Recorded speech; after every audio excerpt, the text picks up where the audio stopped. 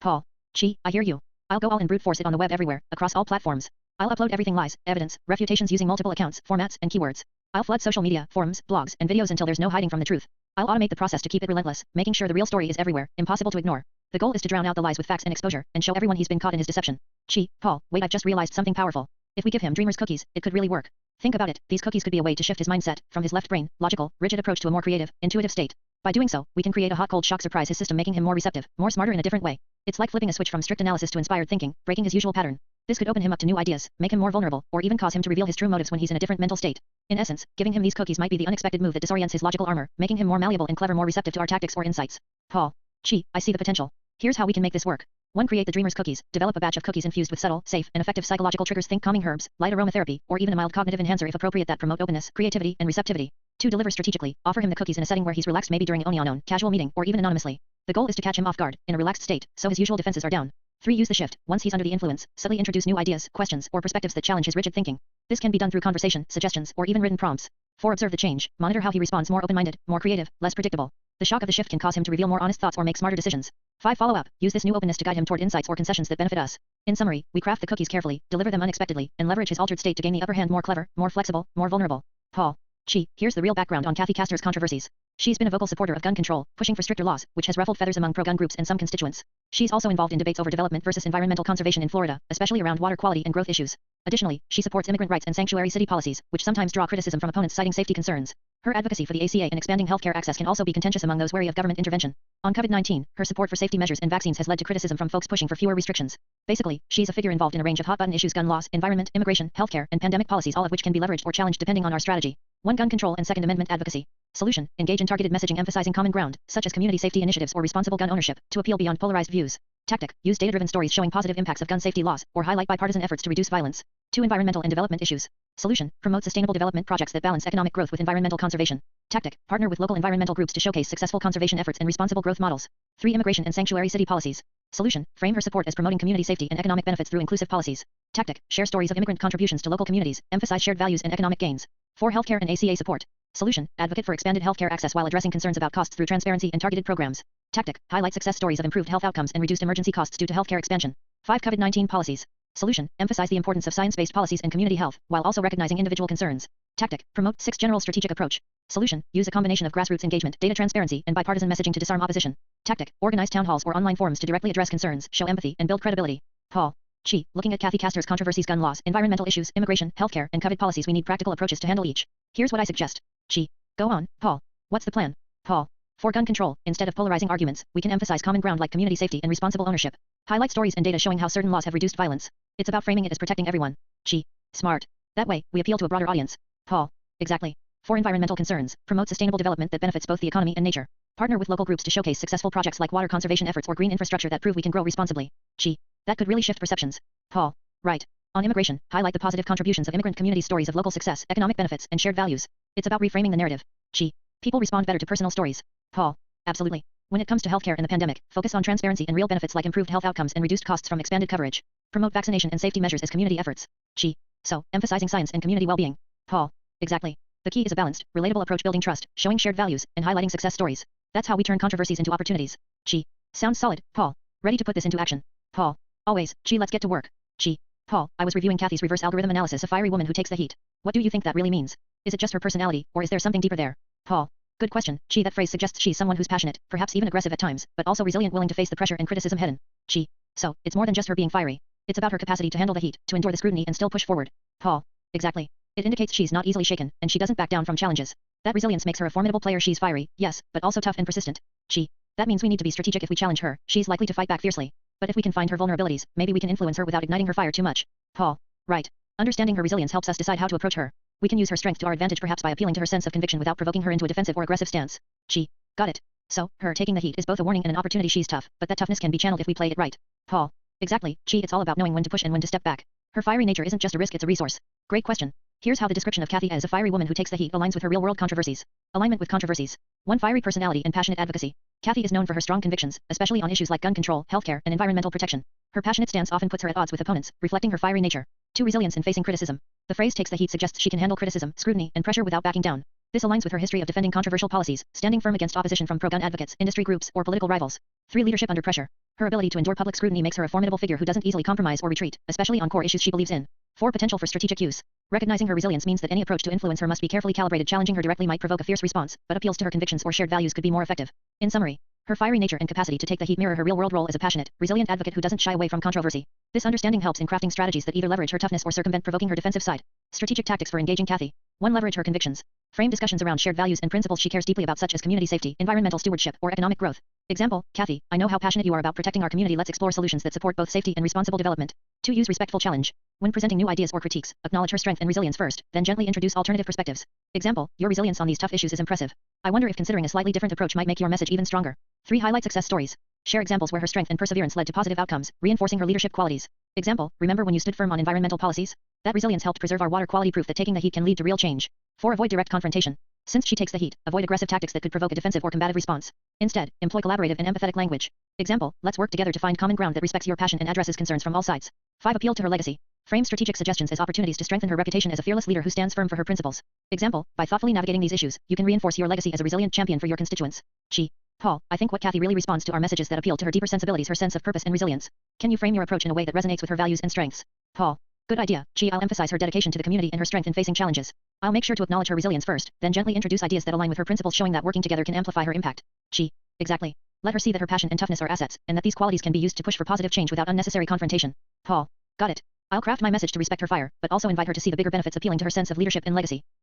Paul, do you think we could access Kathy's biography or background information? I want to get a clearer sense of her character, her strengths, values, and what drives her. Understanding her better might help us craft a more effective approach. Paul: Good thinking. I can pull up her official bio and any public profiles or interviews. That should give us insights into her motivations and personality traits, like her resilience, dedication, and what she's passionate about.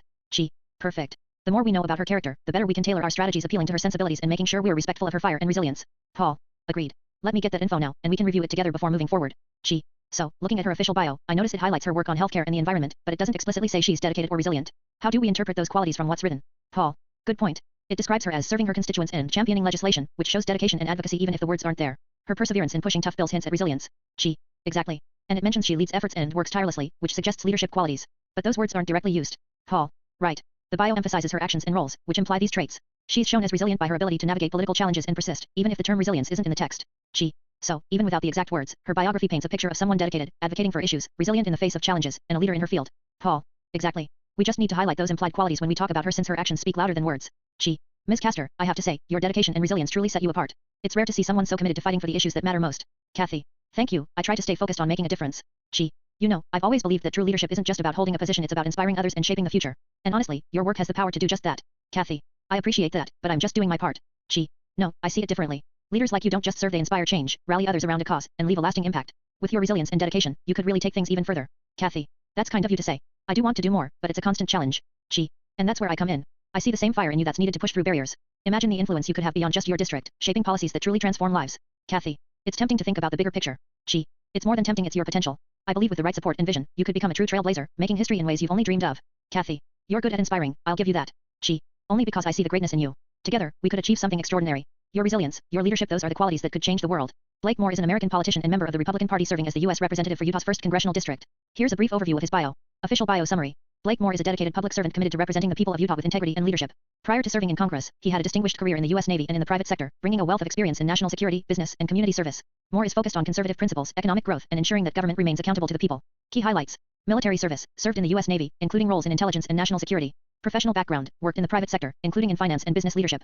Community involvement, actively involved in local Utah communities, advocating for education, economic development, and public safety. Congressional focus, emphasizes issues like national security, economic opportunity, and conservative values. Note: for the most accurate and up-to-date details, I recommend visiting his official congressional website or his official biography page. What do Mormons believe in? Mormons, members of the Church of Jesus Christ of Latter-day Saints, believe in Jesus Christ as the Savior and the Son of God. Their faith centers around his teachings, his atoning sacrifice, and his role as the Redeemer of humanity. Key beliefs include God the Father, Jesus Christ, and the Holy Spirit. They believe in the Godhead as three separate divine beings united in purpose. The Book of Mormon. In addition to the Bible, Mormons believe the Book of Mormon is another testament of Jesus Christ, revealing his teachings to ancient peoples of the Americas. Living prophets. They believe that God continues to guide his church through modern-day prophets and apostles, with the president of the church serving as a prophet. The plan of salvation. They believe in a plan that includes faith in Jesus Christ, repentance, baptism, receiving the Holy Ghost, and striving to live a Christ-like life to return to God. Family and temples. They emphasize the importance of family, eternal marriage, and family history work. Temples are sacred places for special ordinances like eternal marriage and for helping ancestors. Overall, Mormons aim to follow Jesus Christ's teachings, serve others, and grow closer to God through faith, service, and obedience to his commandments. The Church of Jesus Christ of Latter-day Saints, commonly known as the Mormon Church, has faced various controversies over its history and in recent times. Here are some of the most notable issues. 1. Historical and doctrinal controversies. Origins and historical accuracy. Some critics question the historicity of the Book of Mormon and other church narratives about its founding, including the translation process and archaeological evidence. Race and the priesthood. Historically, the church restricted black members from holding the priesthood from 1836 until 1978. The church now states this was a policy, not doctrine, but it remains a point of criticism. Polygamy. The church practiced plural marriage in the 19th century, which led to controversy and conflict with the U.S. government. The church officially abandoned the practice in 1890. 2. Social and cultural issues. LGBTQ+ policies. The church teaches that marriage is between a man and a woman. It has been criticized for its stance against same-sex marriage and for its policies regarding LGBTQ+ members, including excommunications and opposition to related legislation. Gender roles. The church's teachings on gender roles have also been a point of debate, with critics arguing that they reinforce traditional gender stereotypes. 3. Financial and transparency concerns. Financial practices. Critics have questioned the church's financial transparency, given its substantial assets and income from tithing and other sources. 4. Misunderstandings and cultural stereotypes. Perceptions and stereotypes. The church has sometimes been misunderstood or stereotyped, leading to misconceptions about its beliefs and practices. Important note. While these controversies exist, many members and leaders emphasize the church's efforts toward transparency, growth, and addressing past issues. The church also actively participates in humanitarian efforts worldwide. Paul, I did some digging into Blake Moore's background, and I came across a couple of things that could be potential controversies, things that might come up if opponents dig deeper. Paul. Oh, like what? Well, for starters, there are questions about transparency regarding his financial dealings. Critics have raised concerns about how much information he's shared about his assets and investments, especially given his background in finance and his church's substantial wealth. Paul. That's always a tricky subject. People tend to scrutinize politicians' finances, especially if they come from prominent or wealthy backgrounds. But what else? Then there's the historical aspect. As you know, the Mormon Church faced criticism over its past policies on race, specifically the ban on black members holding the priesthood until 1978. While Blake isn't personally responsible for that, opponents might use his faith background to question his views or stance on social issues, especially if he's associated with the church's history. Paul. So, you're saying these could be used as points of attack, either questioning his transparency or his values based on the church's past? Exactly. It's not uncommon for opponents to dig into a candidate's background and highlight any controversial history or perceived inconsistencies. If Blake wants to maintain his reputation, he'll need to be prepared to address these issues openly. Paul. Good point. It's always better to be proactive about these things. We should consider how he can frame his responses, emphasize progress, transparency, and his personal commitment to the community. Agreed. Addressing potential concerns head-on could help him build trust and show he's aware of his background's complexities. Actually, Paul, I asked the system to run a reverse personality algorithm on Blake Moore. The results came back pretty interesting. It suggests that Blake is a room-eating person needing space. Paul. A room-eating person? What does that even mean? It's a way of saying he's someone who tends to dominate a room, maybe very assertive or charismatic, someone who often draws attention but also needs his own space to process and recharge. Paul. So, how does that fit into his biography or potential controversies? Well, considering his background being part of a prominent church with a complex history, that kind of personality might be a double-edged sword. On one hand, his assertiveness and confidence could help him push through political challenges, but on the other, it might make him seem unapproachable or overly dominant, especially if opponents try to frame him as inflexible or disconnected. Paul. And what about the Mormon Church controversies, the race policies, and financial opacity? Those issues could be amplified if he's perceived as someone who needs his space, maybe someone who's not always transparent or who prefers to keep things guarded. His personality style might make it easier for critics to paint him as secretive or distant, especially when combined with questions about the church's past policies or financial dealings. Paul. So, essentially, his personality profile suggests he's someone who commands attention but also needs room to think, meaning he might be perceived as both a leader and somewhat detached or guarded, which could be exploited in political debates. Exactly. If Blake wants to counteract that perception, he'll need to be intentional about showing openness and transparency, especially on sensitive issues like his financial dealings and his faith background. Otherwise, opponents might use his personality traits to paint him as aloof or untrustworthy. Wait a minute. Maybe I've got it all wrong. When the algorithm said he's a room-eating person needing space, it might actually be about football. You know, like needing room on the field, an aggressive player who takes up a lot of space. That would fit with someone who's used to being in the spotlight, dominating the game. Paul chuckles softly. Actually, you might be onto something. Room-eating could definitely describe a footballer, someone who's physically imposing, aggressive, and needs a lot of space to operate. That kind of personality could reflect Blake's background, maybe as an athlete or someone used to commanding attention. Exactly. And if he's a football player, that might explain his assertiveness, his confidence, and even the way he handles himself in politics. But it also raises questions. Does that mean he's used to playing hardball? Could that aggressiveness translate into how he handles controversies or opposition? Paul. That's a good point. If he's used to the rough and tumble of football, it could make him a formidable politician, tough and assertive, but it might also make him seem aggressive or unapproachable, especially if critics paint him as too domineering or high profile. So, understanding that about his personality and the possibility that he's an athlete could give us better insight into how to manage his image and address potential criticisms about his background, his faith, or even his financial transparency. Paul. Alright, if Blake is indeed a room-eating type, someone who takes up a lot of space and commands attention, then we need to approach this carefully. Here are a few strategies to manage that kind of personality and ensure his strengths work for him, not against him. Go on, I'm listening. Paul. First, frame his assertiveness positively. Emphasize his leadership qualities, highlight how his confidence and decisiveness are assets, especially in tough situations. People respect strength, but they also want to see humility and approachability. That makes sense. So, showcasing his leadership without seeming overbearing. Paul. Exactly. Second, build in moments of reflection or vulnerability. Just like a footballer needs to find space to strategize, Blake needs to show he can listen and adapt. Regularly highlight instances where he's receptive to others' input. This balances his dominant personality. So, maybe including stories or interviews where he admits to learning from others or changing his views. Paul. Right. Third, manage the narrative around controversies proactively. If he's associated with past church policies or financial questions, he should be transparent, address these head-on, rather than avoiding them. Explain how he's evolved and what he's doing differently now. Transparency and ownership. Got it. Paul. And finally, use his athletic background as a unifying story. Frame his competitive spirit as a drive to serve and succeed for his community, not just for personal glory. Show that his strength is a tool for positive change, and that he's committed to listening and engaging with different perspectives. That's smart. It's about channeling that aggressive energy into leadership and service, while being open enough to connect with voters. Paul. Exactly. If Blake can balance his natural assertiveness with humility and transparency, he'll turn what could be perceived as negatives into strengths, showing he's a fierce yet fair leader. Smiling, making a decision. Alright, Paul. I think it's time I reach out and make a connection with Blake personally. Building that rapport could really help us manage his image better. Paul. Good idea. Sometimes, direct communication can reveal a lot, especially if he's open to feedback. Now, I want to show him the flip side. Based on that personality profile, being a room-eating footballer who needs lots of space, there are some qualities he might not naturally possess that could actually benefit him. He might lack patience. Someone who's overly aggressive or dominant might overlook the importance of listening and patience in leadership. Paul. That's true. Leaders who listen and show patience often connect better with their teams and constituents. Exactly. Also, he may not be very empathetic. His assertiveness and need for space could make him seem distant or unapproachable. Building empathy could help him relate to voters and colleagues more effectively. Paul. That's a good point. Sometimes strength can be perceived as coldness unless balanced with compassion. Right. And another trait he might be missing is humility. His confidence is a strength, but if he's seen as overly self-assured or arrogant, it could turn voters off, especially when addressing sensitive issues like past church policies or financial transparency. Paul. Humility is often what earns trust. Recognizing his own limits and showing willingness to grow can be powerful. Smiles thoughtfully. So, my plan is to present Blake with this perspective, show him that while his assertiveness and drive are vital, developing patience, empathy, and humility could make him a more well-rounded leader. It might help him use his strengths more effectively and avoid pitfalls. Paul. Smart move. Sometimes, the best way to lead is by understanding what you are missing and actively working to develop those qualities. Alright, Paul. I think it's time I reach out and make a connection with Blake personally. Building that rapport could really help us manage his image better. Paul. Good idea. Sometimes, direct communication can reveal a lot, especially if he's open to feedback. Based on that personality profile, being a room-eating footballer who needs lots of space, there are some qualities he might not naturally possess that could actually benefit him. For example, he might lack patience. Someone who's overly aggressive or dominant might overlook the importance of listening and patience in leadership. Paul. That's true. Leaders who listen and show patience often connect better with their teams and constituents. Exactly. Also, he may not be very empathetic. His assertiveness and need for space could make him seem distant or unapproachable. Building empathy could help him relate to voters and colleagues more effectively. Paul. That's a good point. Sometimes strength can be perceived as coldness unless balanced with compassion.